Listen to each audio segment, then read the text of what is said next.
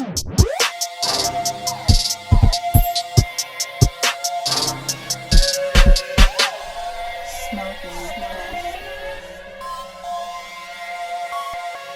up, everybody, and welcome to this episode of ToneSetterTV.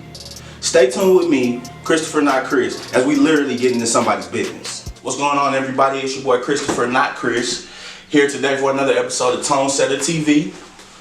So I just want to thank you guys for showing up with us. We got the hilarious comedian Clifton Simmons in the building today. Yahoo! What's up, big baby? Yes, sir. Thank you yes, for sir. having me on the show. It's an honor. Hey, man, I appreciate you coming, man. For those of y'all that don't know, I've been knowing Cliff since we were probably like middle school, elementary school. Grasshoppers. You know, young grasshoppers. Knee high of a centipede. Yeah, you know what I'm saying? So I've been knowing this dude forever, man. So to see, you know, where he's come from as far as, you know, we grew up right on Marbach Road, you know what I'm saying? John Jay alumni over here, you know what I'm saying? We grew up right in this area, so to see this man come from where he's come from and now be a successful comedian out here in the city and outside of the city, man, it's very inspiring. International, out of the country. You know, not just the city, but the world, Craig. You know, so it's inspiring to me personally because, you know, we all grew up in the same area and he took what he had at his disposal and utilized that. Man, so again, I really appreciate you coming to share with us today, man. So let's get to it, man. I mean, what was the moment that you said, hey, man, I'm funny, I need to go do something with this, you know, let me start my own thing? Not even so much that, I always was the class clown and I grew up watching Comedy View. I knew I wanted to do comedy and I was in acting classes, theater art classes my whole life. So, I always developed a stage presence and then I tried it when I was in college and I did good and then kept on doing open mics for about a year and then someone said, "What? How much are your rates?" And I was like, well, I can get paid to do this. And I never thought I would be able to like make some good money off of comedy. And I'm making some money now. I'm not getting rich, but I make enough like kind of like what the average person makes at their job. Hey. You know what I'm saying? So I pay bills and I love it. It took forever. It took a long time. I've always been making money. Like I was making small money, but after like doing it for 10 years, people just start messing. We're about to have an amazing show. The crowd is just now trickling in. They trickle in very slowly because everybody's so excited to see me. Yeah. So 10 years, man, because that was going to be my next question. You know how long you've been in it? 10 years, man. I was doing well out of town. I've always done well out of town. San Antonio was the last place. Like they're really giving me my love, you know what I mean? Hey, that it is said that a man is treated differently in his own home. They're not gonna love you at home, and we see a lot of times in different situations. People don't really start messing with you at home till you blow up everywhere else. And like, I've always had family and friends come out and support me, and the love for the past couple of years has been great from San Antonio. Like people say San Antonio don't support. They don't, but they've been showing mad love lately. So, man, in the last year, what would you say, like, your favorite show that you've done? Like, favorite show you put out there? Within the last year? Like, last year or when last year, my favorite show was in New York. You know what I'm saying? That shit was tight. It was in Manhattan at this place called Caroline's on Broadway. Damn. And, he's performed on Broadway, you know what I mean? And it was just live, like, cause I didn't expect them to show me love out in New York. But they received you well out there? Yeah, and my favorite show this year would have to be Brain Dead Comedy at this place called Zombies. Okay. It was on a Tuesday night. We had like over 200 people there. It was packed. Wow. There was standing room only, so. So also, man, I see you do a lot of interviews. Like, you get to host a lot of times when the celebrity comedians come into town. Maybe even celebrity, some old school hip hop. I saw you do the Kid and Play. You interview kids. Yeah, I like interviewing whoever I can interview. Like I also do the Comic-Con stuff. Okay. I interviewed Luke Cage. I just recently interviewed Livola. That was huge for me because I'm a huge fan of his. Hey, welcome home, Livola. And to be honest with you, I never took any journalism classes. my first interview was D.L. Hughley, and I just did that because I didn't think I was going to ever meet D.L. Hughley again.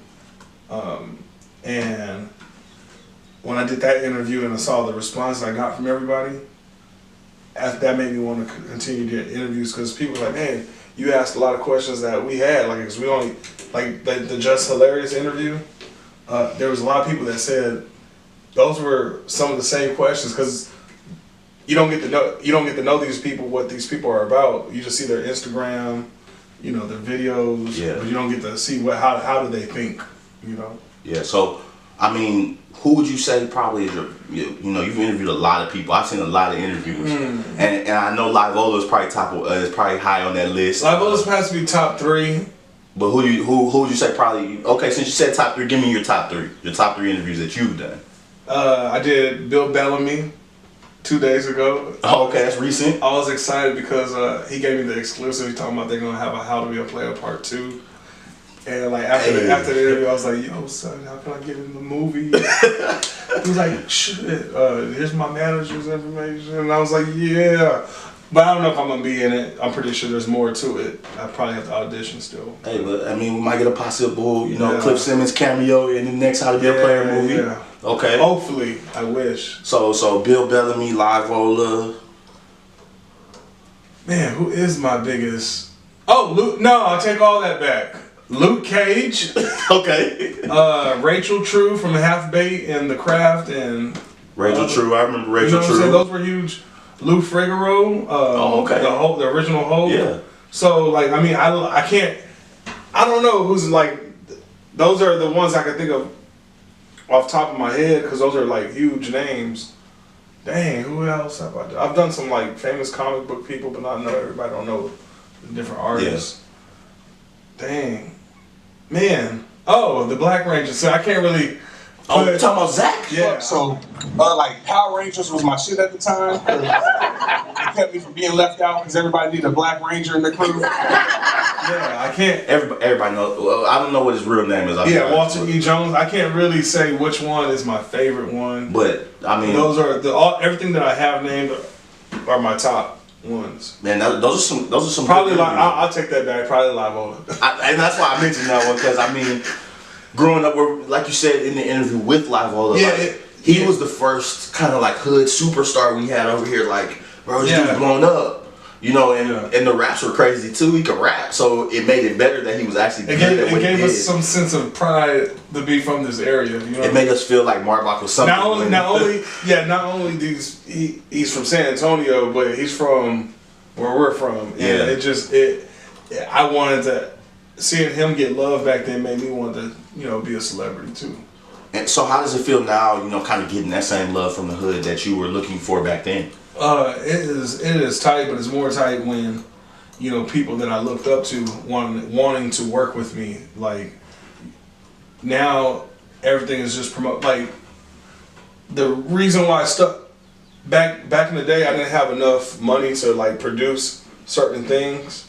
Now that I have enough money to produce certain things, people just want to work with me, and I don't have to spend no money like that. Like, I don't have to spend a whole bunch of money. You know what I mean? Because people they want to see me success. So. And that's good, man. So it seems that you've been doing so much on your own for so long. You were so consistent in your craft that like people start gravitating towards you, and it was like, hey, you know, if we're doing something, we want to bring. So, and so, like I said, I wanted to prove that I had heart, so I went to the gang leader and I went, roundhouse them, but then I missed, and then everybody just started beating me up. And then all of a sudden I just moved to Dallas with my dad. Yeah, and it's all about energy. I started working on my spirituality. I started doing detoxes. I started watching what type of people I hung around, and I noticed that also law of attraction. You know, keeping your energy. And see, that's a major key too, though. That's a big thing too. You know, working on your energy and working on, you know, detoxing your body and cleansing yourself. Fasting. You know, so that way, you know, when you're going out into the community, you're going out into the, you know, into the work field or whatever you want to call it. You know, you're one. You know, you're aligned. I make sure I'm not hating on nobody. You know, you don't want to put no negative energy out there. That's good, man. And so, you know, with everything that you've done and your journey that you've gone on so far, you know, what if you had one tip or one, you know, golden nugget you would share with, whether it be a comedian or somebody that's just starting their own business, you know, what do you think? The best tip I can give anybody is to invest in themselves, because people are not going to invest in you if they don't see where there's a self-investment in yourself. Like, people are going to respect, oh man, I respect this house, so let me, you know, get your paperwork, and don't use that you don't have this as an excuse. You're the visionary. If you can't get something done, find someone to do it for you. You know, that's the best advice I can give. Man, those are great. Keep your paperwork right too. So he said paperwork twice, so I think that's very important. Paperwork is important. Have contracts. That way you're not mad, you know, when they screw you over. Hey, if it's not in writing, it didn't happen. I was in a lot of quinceanera. White people, that's like a sweet 15 / baby shower. So what do you think, you know, you've been on this journey, you've been getting different support from different people, you know, you've been blowing up, man, you were on Broadway, you know, you're producing your own shows. What do you feel like is your biggest accomplishment? You think it was Broadway? You think it's the production of your own shows? What do you think it is? I think my biggest accomplishment is probably like my production of my own shows, packing out and going on tour and traveling outside of San Antonio and getting paid like a real. Some people go out of town and they do like guest spots and they say, yeah, I performed. You know what I'm saying? But it's like, did you get paid? Yeah, anybody can like go do a showcase. But no, I actually like went on a real tour where they paid for like my hotel and stuff. So I paid for my time. So what do you think, you know, is probably like in your business right now, your business being yourself, you know, what do you think may be your biggest challenge? My biggest challenge is me, like not being lazy. And biggest challenge, let's see, is time. There's not enough time in a day to get enough done. Man, and I can understand that, especially, you know, being a single father, yeah. Taking care of your kids, trying to make everybody laugh, and then I still got to pay the bills. You know what's funny? Like... and people show me love off of that. Like, they be like, oh man, I don't see how you do it. It's hard. It's really not that hard. I utilize my resources. I got a lot of people that want to help me. So it's not like I'm like a single father. You know what I mean? A lot of people helps me, like my mom, my baby mama. Who else? Homegirls, side pieces, you know. It Sometimes, Thank God, that's my time, guys. Got shot glasses for sale, $5. Hey, thank you everybody for joining us for this episode of ToneSetterTV. We hope there is a learning moment in this episode for each and every one of you. If you are an entrepreneur or are interested in being a part of ToneSetterTV, please email us at tonesetterent@gmail.com. Also, subscribe to the channel to stay up to date with our entrepreneurs. And remember, to be a tone setter, you have to figure out a way to set the tone.